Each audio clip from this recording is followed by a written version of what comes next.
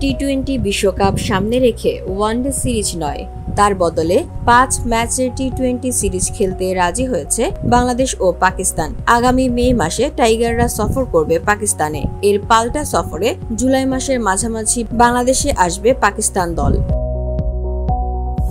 বিসিবির এক মুখপাত্রের বরাতে বাংলাদেশের কয়েকটি গণমাধ্যম জানায়, ঢাকায় অনুষ্ঠিতব্য 3 ম্যাচের টি-20 সিরিজের সম্ভাব্য তারিখ ঠিক করা হয়েছে 20, 22 ও 24 জুলাই। তবে এখনো এই সূচি চূড়ান্ত হয়নি। বসুন্ধরা, উত্তরা, বনশ্রী, কুড়িল ও বাড্ডা সহ রাজধানীর বিভিন্ন স্থানে অভিজাত ও অত্যাধুনিক মানের ফ্ল্যাট কেনার এক নির্ভরযোগ্য প্রতিষ্ঠান প্লেজেন্ট প্রপার্টিজ লিমিটেড।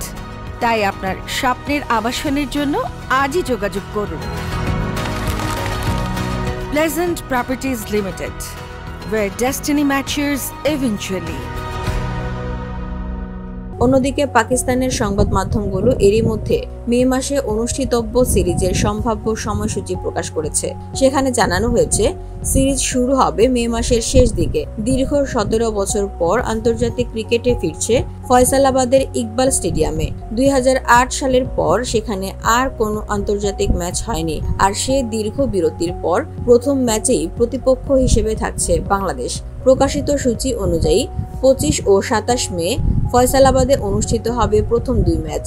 এরপর সিরিজের শেষ 3টি ম্যাচ হবে লাহোরের গাদ্দাফি স্টেডিয়ামে 30 মে, 1 জুন ও 3 জুন। জুলাই মাসে বাংলাদেশে অনুষ্ঠিতব্য সিরিজটি অবশ্য আইসিসির ফিউচার ট্যুর প্রোগ্রামে নেই। তবে বিসিবি ও পিসিবির 2 সভাপতি সম্প্রতি চ্যাম্পিয়ন্স ট্রফির সময় আনুষ্ঠানিকভাবে আলোচনা করে 3 ম্যাচের একটি টি-20 সিরিজ আয়োজনের সিদ্ধান্তে পৌঁছেছেন। VOD Bangla news desk.